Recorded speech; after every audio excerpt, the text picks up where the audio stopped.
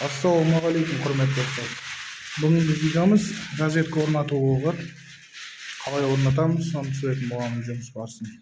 Бізге керекті инструменттер: лазерный уровень, препаратор, лопаткасымен и елулік коронка, бала, отвертка, метр керек.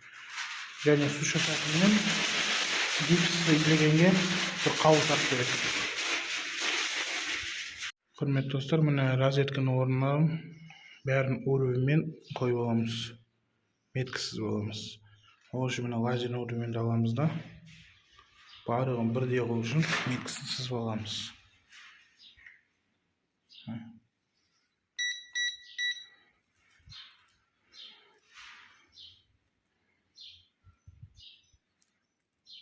Көтеріліп жатыр.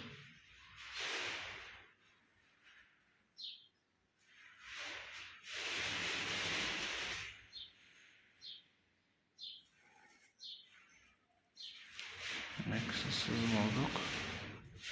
Metki'ye koyduk. Metki.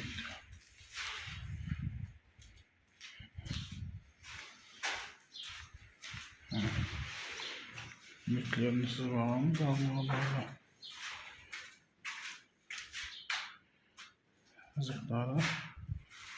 Neyse, onu oradan dolamız.